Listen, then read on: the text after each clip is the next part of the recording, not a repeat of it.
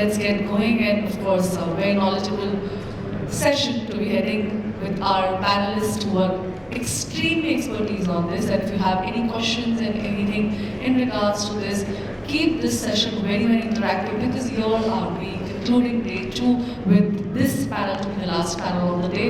Then will be followed by the banking awards out here.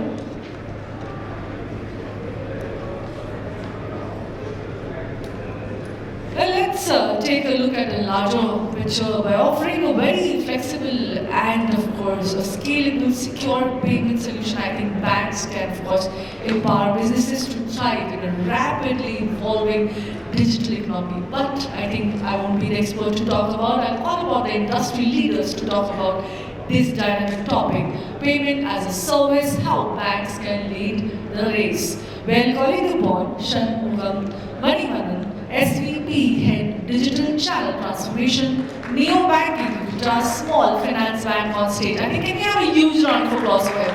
Thank you so much for joining. Looking forward for a very zealful panel discussion. And joining the panel is Shailesh, Pandey, Chief Operating Officer, Fino Payments Bank.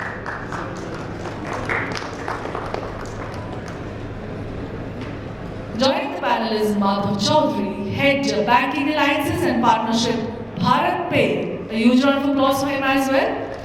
And joining the panel is Aveek Choudhury, Head Digital Strategy Products, Partnership Ecosystem, Unity Small Finance Bank. Joining this panel is Vaibhav Joshi, Board Advisor, PayMe India. And of course, to sail this through this topic, we are calling upon the moderator of this session is Sonu Sachdeva, Head of Payment at HSBC. Can we have a huge round of applause for him? Well, I think panelists, industry experts you are, and I think you have really taken a time. First of all, really thankful. We are very glad that you have joined in. Last panel discussion it is, and I want it to be super interactive. I'm sure we have spent the entire day from morning over here. We might be a little here and there, but I want everyone to be alert. So everyone, can we literally have a huge round of applause, everyone? So I think our audience is all glued into you, over to you all, and thank you so much for joining out of your very busy schedule. We are very glad to have you here. Thank you. So to add on top of what she was trying to do, I think before Sunu starts the session, I think सुस्ती आ गई है सब लोगों को, तो थोड़ा सा एक एक्टिविटी करते हैं, 10 second activity if you are up for it. Yeah, I think we should. I think guys, why don't you join me here? Yeah, come on. So may I request all of you to stand up, everyone please. I think that's the best. So एक बार please, a 10 second activity if you all can stand up. Everyone. We had some amazing lunch and desserts to follow. So थोड़ा सा 10 seconds. We'll activate ourselves. So just repeat after me, मैं जो करता हूँ. Come on, everyone. नहीं, jogging नहीं करना है, भागना है. जिन्होंने exercise सुबह मिस कर दिया because they have to reach on time. I think we are not joggers, runners over here. We'll do something else, okay? Taekwondo में नाम सुने? Taekwondo, karate. Yeah. बचपन में हमको एक step सिखाया जाता था, which I still remember. You repeat after me with the same rigor and voice, okay? Yeah. 3 punch मारेंगे, 1, 2, 3 with ho, okay? Wow, okay. मैं एक बार करूँगा, आप repeat करना है. नींद पूरी भाग जाएगी, I promise you that, okay? 1, 2, 3, come on! भाग गई नींद. Can we start with the panel? Thank you. So you seem to be very expert in this one. Wow. But thank you, sir, for making everybody alert. Of course, I really think थोड़ी सुस्ती आ गई होगी, but now they are all in. Thank you so much for joining once again. I think I was thinking there's going to be a difficult one. It's after lunch. Thank you. I think thank you, Shanmugam, for organizing this. Payments has evolved so much, and maybe just to get the perspective of, is there anyone in this room who's not done a payment today from their mobile? Right? So that is how prevalent payments is. Right? The only time, I think in HSBC we have budget is when it's not working. Right? Now, content? Okay. Alright. To stop the session, we know payments have evolved. The journey has been transformational of what's happened globally and even in India in the last 10 to 15 years. So bringing the group in.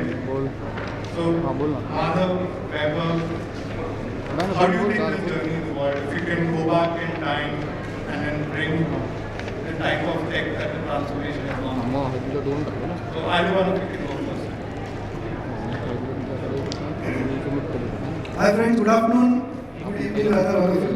So, very good question there, Let's, and this is nostalgia. We are now, going back in time. Let me start with a story. So my parents are bankers, ex-Bank of Baroda, my father, and ex-State Bank of India, my mother. I remember going to his branch in Ahmedabad. I am born and brought up there. And I could see this, Lal Rang ki poti, red books, ledgers. I'm talking about 90s. And those ledgers used to be Bahi Khata of the accounts that were there. So all the accounts that were maintained where you used to be the ledger. I'm sure they had computers at that time. Two people I remember in the branch used to operate on computers. Those big PCs, white color monitors. From there on, payment has really extended, advanced a lot. I remember the bob card that had come that would work only at one ATM in Ahmedabad, which was at a branch. Because this card did not have anything, no Master, Visa, Amex, Diners, Rupe to bahut hi naya hai, but it was not there. So it was a closed loop card. It would rather an open loop card, but without any network, which would only work at that ATM. It was followed by, I think, SBI came out. ICICI used to have that card, I remember. There used to be checks that would only work on your branch. And now look at the way it has evolved. From that era to a TBPay, to a core banking system, from check payments to interbank clearances, to NEFT, RTGS, to IMPS. I remember the earlier days of IMPS when the approval rate used to be 60 to 63%, and almost 36-40% of the transactions used to go in limbo, 72 hours it used to get struck. And as bankers, we would follow up with NPCI, and customers were like, "Humko nahi karna hai," MMID days, mobile number MMID days. And then came the advent of systems like AEPS, APBS. Then we have DBT riding on top of that, NETC, FASTag, wallets, semi-closed wallets. Then came the advent of fintechs. I remember 197 Communication, 1997-98. It used to be a software company. Look how it transformed itself. Post 2007-2008, it became a wallet player. Okay, and now almost everyone we know has a wallet, and now from India wallet has disappeared after UPI coming. Wallet is nothing but a cashback. Okay, now I make a transaction on PhonePe and I realize it gives me an option, 30 rupees cashback, remaining from you select a bank account. Amazing, right? And I was at Money 2020 a couple of months back, Thailand, and people are still talking about wallet over there because UPI जैसी चीज वहाँ पे है नहीं, though we are exporting to so many countries. So I think as a country, as a India is right at the top when it comes to payments. We are leading the world, especially hero products like UPI, which have taken us over there. Interoperability, a very strong regulator. Banks have made a lot of innovations on the corporate banking side, SME banking side, with the use of escrow, nodal pool accounts, where solutions are riding on top of front-end software, and at the back end, there is only automated credit debits and recall that talks to the SAP and the BANs and the Oracles of the world. So, yeah, if you talk about payments, this is the nostalgia that I can bring on the table. Madhav.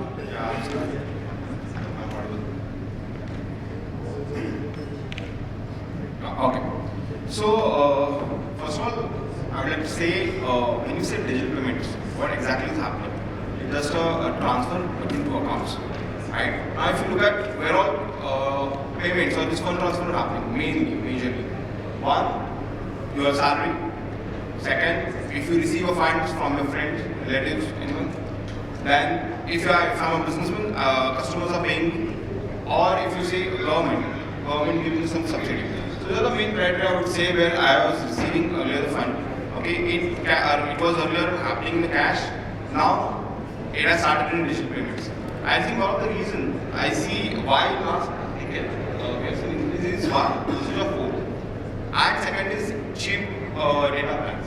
I was reading the other day, I came across by next year we'll have almost 900 million Indian internet users. Out of, imagine 1.4 million, which is almost like 65% will have internet access. Now, if you see so much growth is happening in internet plans and all, accessibility to internet and the world, I think that has helped a lot in our digital payments. Now, if you take, I was coming to the point where salary payments was happening earlier, the smallest one, used to then collect a cash, make an entry in the register, and customer to $2 one. Now, they are also receiving a payment because they have already onboarded on the UPI application. Other reason, I think, when it increased, two events, which we can't forget, which led to digitalization. One is demonetization, and second is COVID. Because that, I think it was anyway growing, but it just accelerated these two events to increase the digital payments, right? And role of cards, which is also our main this thing, has played a tremendous role. I mean, you can't take away the role of GPay or PhonePe or any PSPs in increasing the UPI payment. So what they brought in is basically interoperability. Earlier, every bank was only taking care of his own customers, right? So all it was distributed. All what these guys did is bringing it on the same platform. Of course, thanks to NPC and common NPC switch. But this basically PhonePe or GPay brought his customers on the common platform and made life easier. The traditional role, I think, a bank, which is like debiting credit account, creating a balance, doing the credit underwriting and all, still with the lies of the bank. But what they did, value addition, is bringing convenience to a customer. Second thing I see, not just they stopped at UPI. If you see now UPI Lite and all, what they brought additional convenience is later you must have seen the bank statement was getting filled with a lot of small transactions. Now what happens because of UPI Lite, it has gone away. You just load it once and then do a transaction. So a lot of innovation has happened, not only in the security and backend, but it's also to increase the convenience. And I think more and more you see this convenience getting increased. You will see more people adopting that. So let us bring the tap and pay, which is now also getting it in terms of for cards also, and now it's coming in UPI also. I think this will only accelerate because now people are seeing much better convenient way. I think the best, I think I'm sure you must have read the sales of coffee or even coffees have gone down. Simply because the people are for saving the rate is also paying through UPI. Or they don't want to, they don't have to give that coffee back to the customer. I think that is how small transaction have also now become a digital one. I think the trip on memory lane was very nice. I remember when I joined engineering, my mother used to give me a draft before I used to get on the train. So then I got myself an account in HDFC. So my mother used to deposit money in HDFC in Delhi and I used to get it in Pune. Now, there's nobody going to branch. Right? But as the channels of making payment are evolving, what you do realize is that your relationship is not with the bank. So anybody who's using Google Pay, the bank is only where money is parked. So is Shammu bringing you in? That entire finance industry, at least from a payments perspective, in fact, is kind of getting disrupted. Your thoughts? Thanks. Thanks, Alex Best, for organizing the summit, and good evening, one and all. So I'll start with the first introduction that we had done during the start of this session. How many of you made a payment was the question. The actual question should be how many of you have cash in your wallet? That's the way our lives are, right? Cash is completely just gone away. And like Madhav mentioned, demonetization, COVID, everything was either a blessing in disguise where we decided to move digitally, transact digitally. Now, obviously, the question that was asked, if you look at it, nobody says to a merchant or to a small-time vendor, do you accept UPI? What do we ask them? Do you have GPay or PhonePe? Has anybody here in this room gone to a vendor and asked you to accept UPI? The question that we ask is, do you accept QR payment? Do you have GPay? Do you have PhonePe? Yes, the disruption is there, definitely.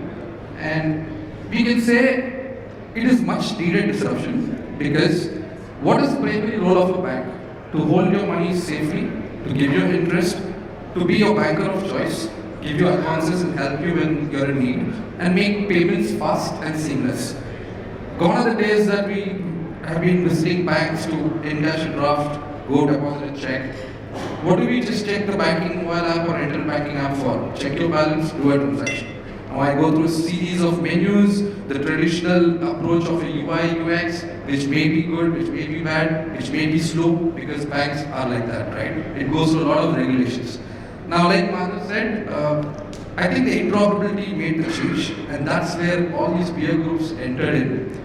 And there is no threat because of them for the banks, because your money is anyways held with the bank. The seamless transaction, the speed of transaction that is achieved through this PSP apps like PhonePe, Bharat, Google Pay, I think it's just been another enabler for payments. With the security and compliance and AML at the back of the bank, driving to ensure safety of your money, I think these are definitely needed, much needed enablers. Now, if you look at from the evolution side, like what Vaibhav had mentioned, right? Now, the latest is obviously your mobile phone acting as a stream for payments. So, Beijing in China, WeChat, which early June, July last year, had come up with palm-based transactions. So, you don't even need a phone anymore, right? You just go, wave your palm, and your transaction is done. Obviously, there's a registration process for it, one-time registration as a user, and this is already live in China and doing well. It's not 100%. For example, Sweden is 100% cashless economy. There is no transactions on cash wherever you go to do any shopping of any fashion. So we've got the infra already in terms of Choudhary, right? So Aadhaar has taken your biometric, taken your face. EPS is live, but it didn't pick up only because of form factors of the acceptance model. But I think we're there. Very soon, we don't even need a phone, we don't need to scan a QR. You just wave, you just see, and things are done. So I think that's where we're heading to. Shailesh, Madhav, anything you want to add considering you're operating in that fintech space? Yeah, so I think I'll add a very different perspective to it. I think all of us sitting in this room, I think know payments for that. I don't think we have to tell them what people have asked the right question in that case.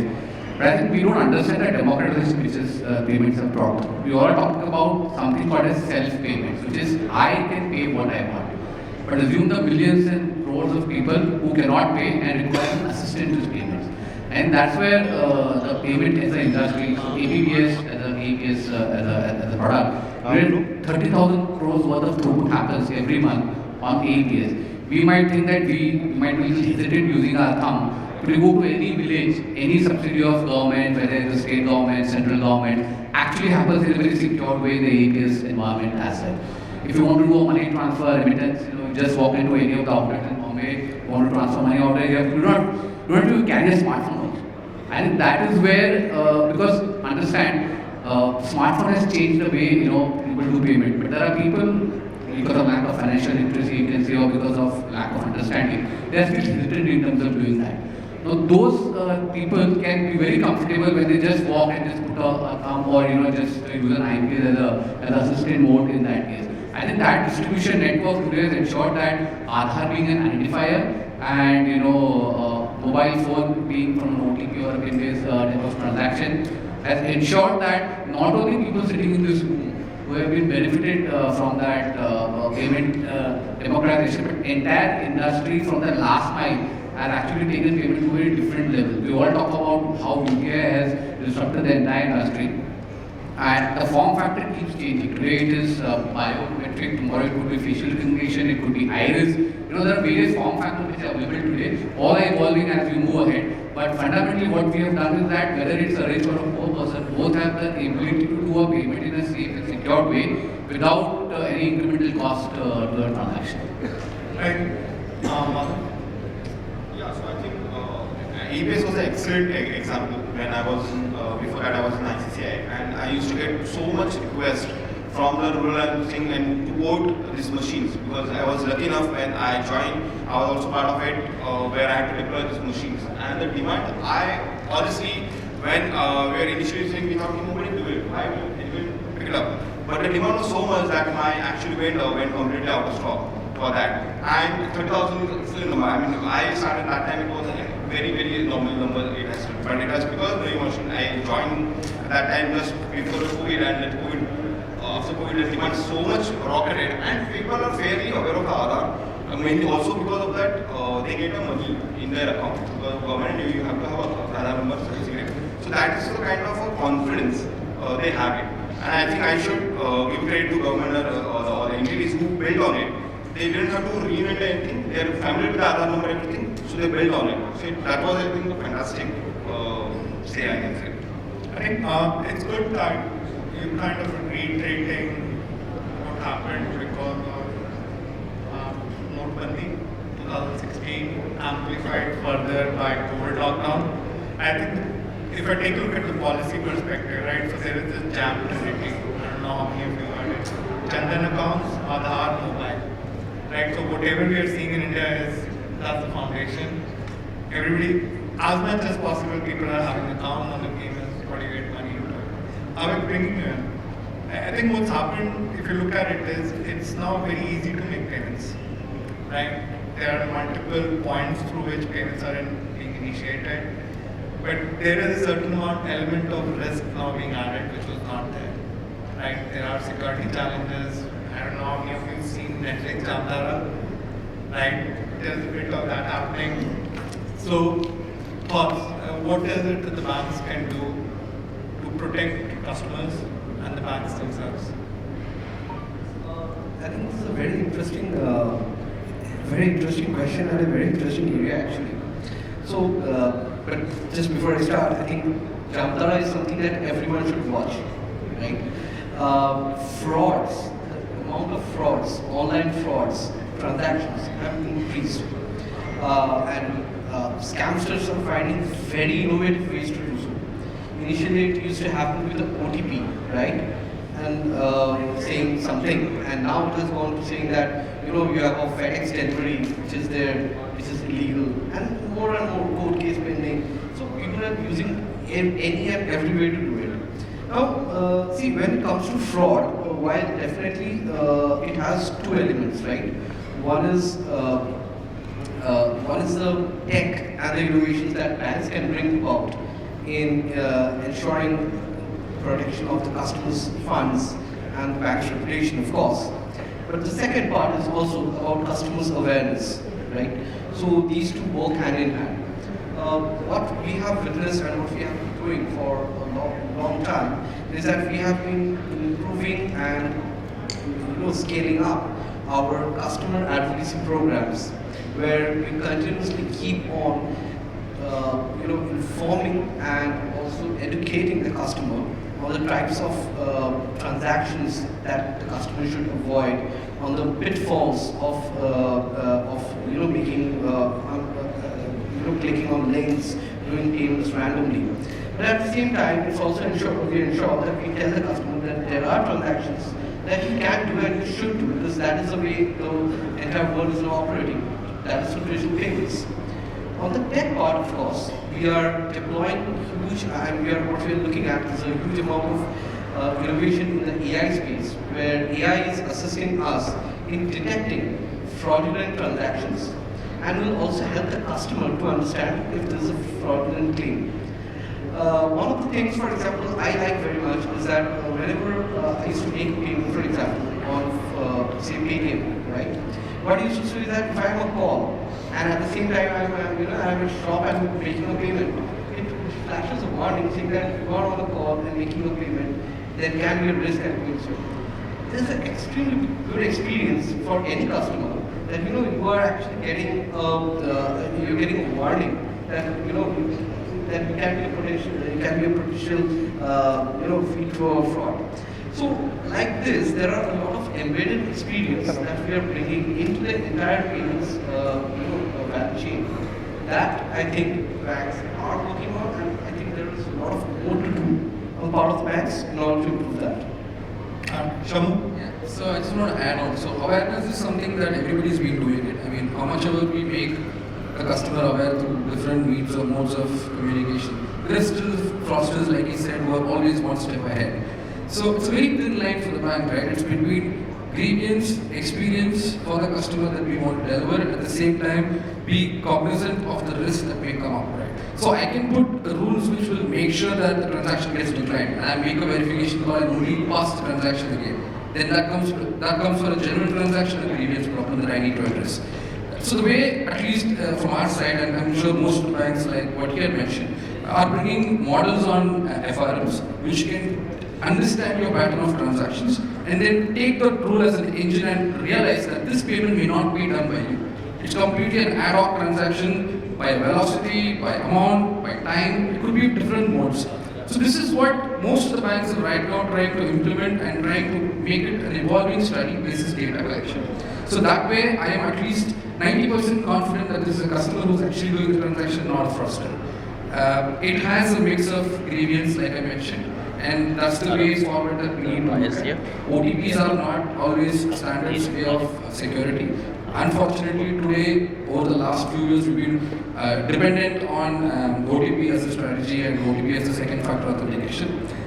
With AIs going through deepfake, I can't even rely on video. So on voice metrics, somebody on voice can be modulated, I can't go with voice metric. So I think it's evolving. I think time will answer. But from our bank's perspective, it's more on FR, on how we want to actually handle our customers. So I'd like to add here, at least in case of UPI, I would say that even regulator or NPCI has put a lot of checks in this because they know probably of some kind of fraud happening in particular one bank. Now they know that if that particular bank puts checks, that for sure will not stop there. He will try to go to some other bank and try to do the same thing. So that's where I think we have built in very good rules on that. Let's say if I created just now a UPI ID, they will be they'll put some checks of 5,000 and for first 24 hours or first 48 hours.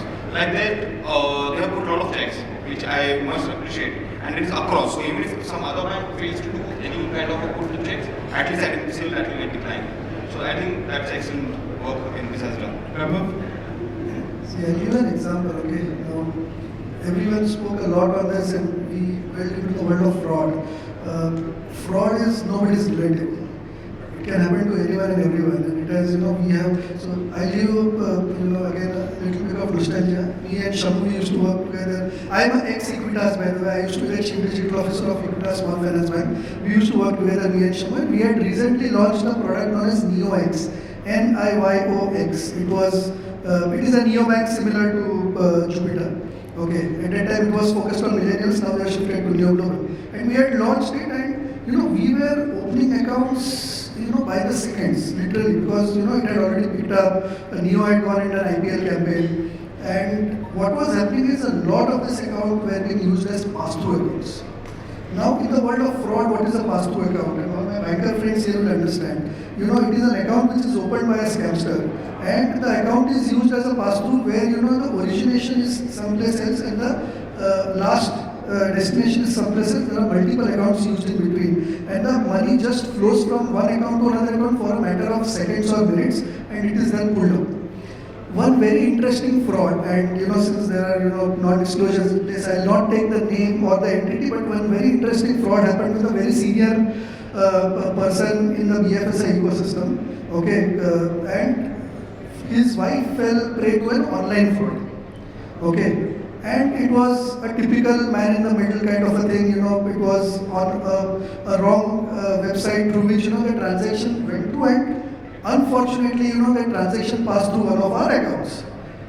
And it came to our notice and, we were all scrambling because the gentleman in question over here was a very, very senior BFSI professional.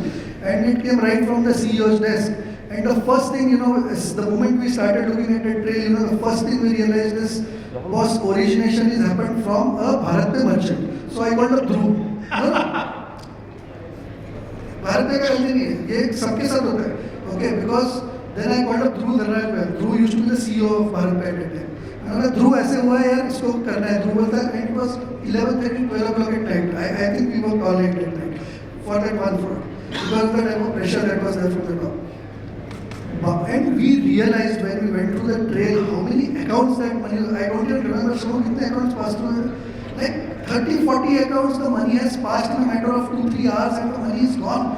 And by the end of, when we are trying to discover in the morning, this happened at 9:30 at night. Okay, in the morning when, we are trying to submit that thing to the CEO, sir, this is where the money was even pretty out of the country. Can you imagine? That is how fast it happens. Another interesting, thing that is happening globally. If you go to London, you go in the tube. Okay, there are this, and most of these gangs are Nigerians. What they do is they roam with a device. Okay, and they will just put that device next to your wallet. It's an NFC based tap and go. It will just credit the money out of your NFC card. Okay. A Nigerian guy or a girl carrying a device, she's smiling at you, you smile back to her, her hand is on your pocket near the wallet, the device is actually scrambling money out of your NFC based debit card. In India, what is good is we have a limit of 2,000, 5,000 NFC limit. Okay, now you can set those limits from your mobile banking. So if you go into the world of frauds, Jamtaras are happening right here as well. I think the thing with payments, anybody who's worked in payments has got a lot of anecdotes, right? Of everything that can go sideways, where wheels come off, people trying to do all kinds of funky stuff, it's all on. Right? I mean, in HSBC we do a lot of corporate payments, at least in India. We're not so much into retail, and everybody examples of these, and even in corporate payments, wherein there are sellers apparently on big B2C websites, and then these are all fraud sellers. The whole idea is sell something, that thing doesn't get delivered, you pay, you receive the money, and the money is gone, the seller has moved on. I just want to add the first point.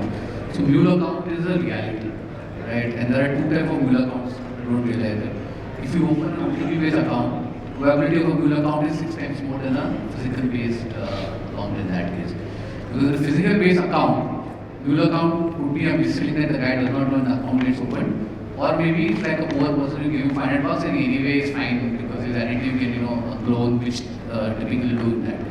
But in a OTP-based account opening process, which is a digital equivalent, it's a very smart way of going to do that because minimum in �KYC 1 year, April 1 day doesn't mean 1 year also into that. And there are limits, definitely there are limits. So you can just open multiple accounts, and as you rightly said, you have to create a trail from year to year to year to year, and then you just go through.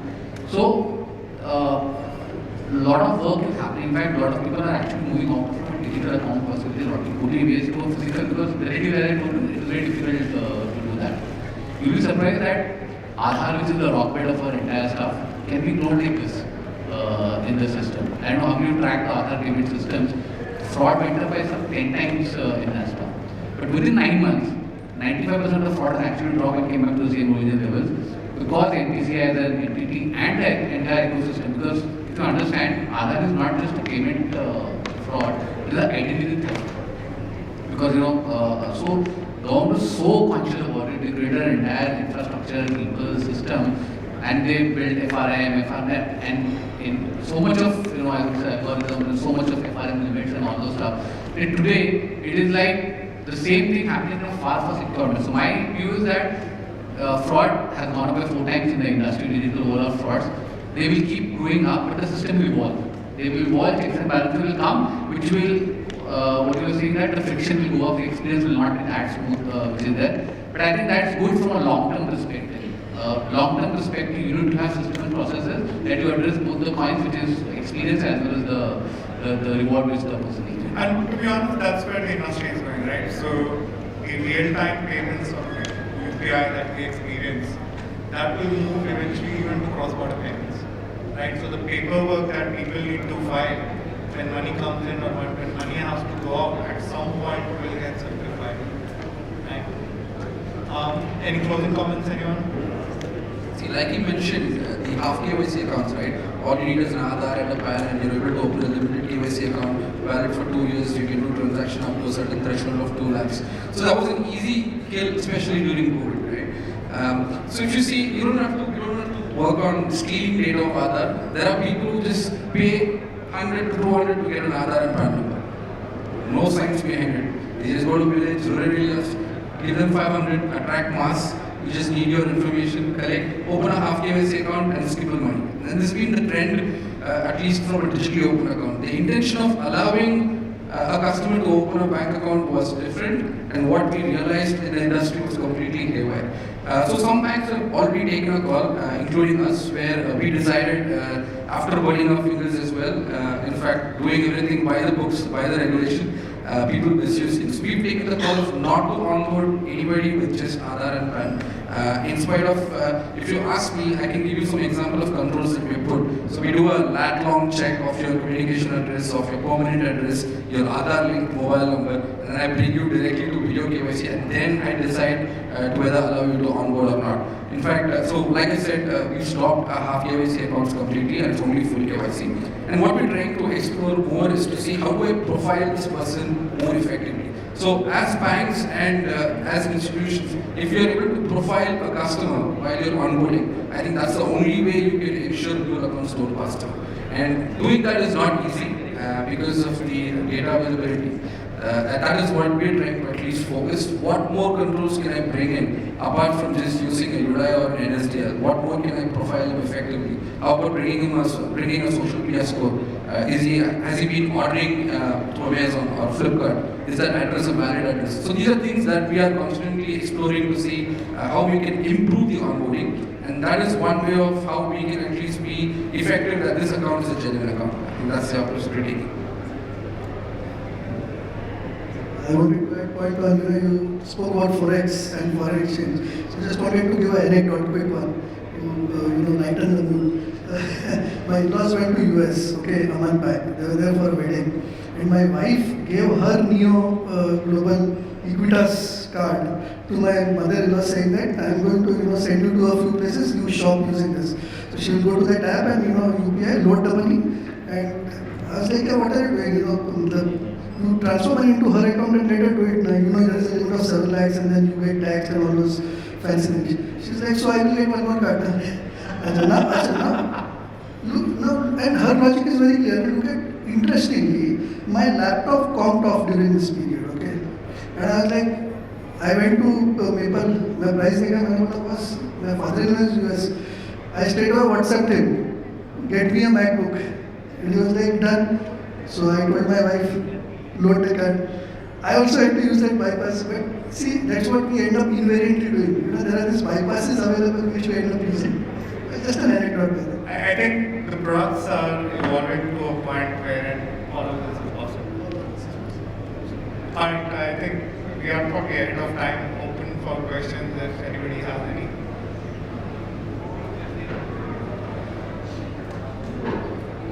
Yeah, or you ask them for questions.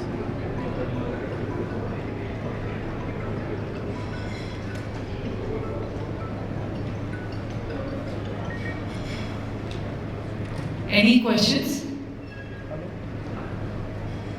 I think lastly, if you have to sum up the entire thing, any few pointers you would like to highlight the takeaway key points. I think the takeaway for this entire thing. So first was a very fun discussion. Payments normally is a very boring topic. Yeah. The key thing is the industry itself is evolving. Our customers are evolving, right? The banks are, in a response to the customers themselves, are evolving as well, right? But there is certain regulations wherein it's not yet friction-free.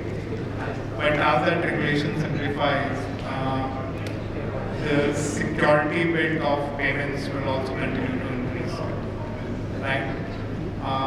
There is fraud which happens. It happens on an ongoing basis.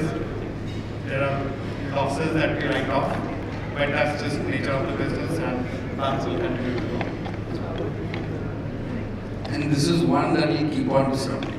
So there is never end to it, so it will keep on disrupting. Fabulous. On that note, I think, can we have a huge round of applause for this super fabulous panel discussion? And like you said, it was not at all boring, it was fabulously doing all were include. And to do the honors of felicitating this panel, I'll call upon Supriya Krishna Tirupati, Enterprise Sales Lead, Legality. I'll call you on stage to felicitate this super phenomenal panel out here.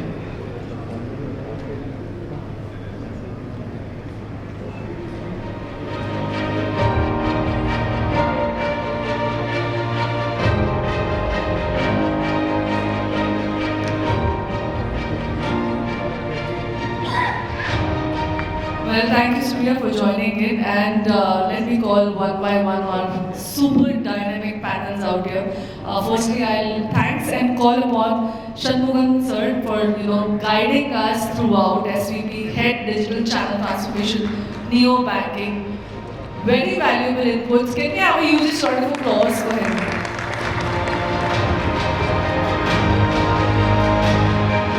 Of course, next I'll call upon Shailesh Pandey, Chief Operating Officer of Fino Payments Bank. Thank you so much for joining in, sir.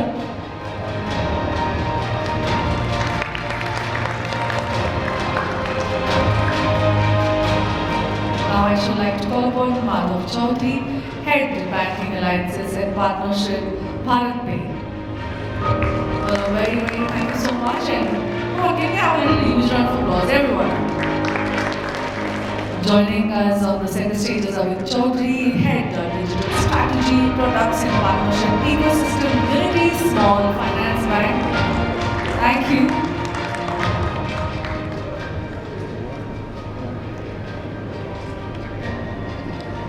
Vaibhav Joshi, Board Advisor, PayMe India.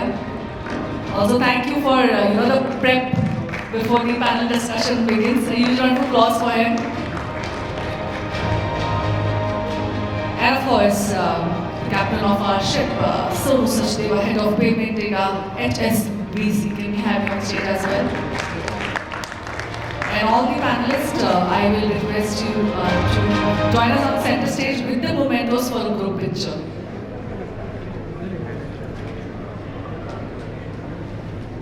I think for such a great and fabulous discussion, this ends and conclude the panel discussions of the day too. On that note, can we have a huge round of applause, everyone? Come on.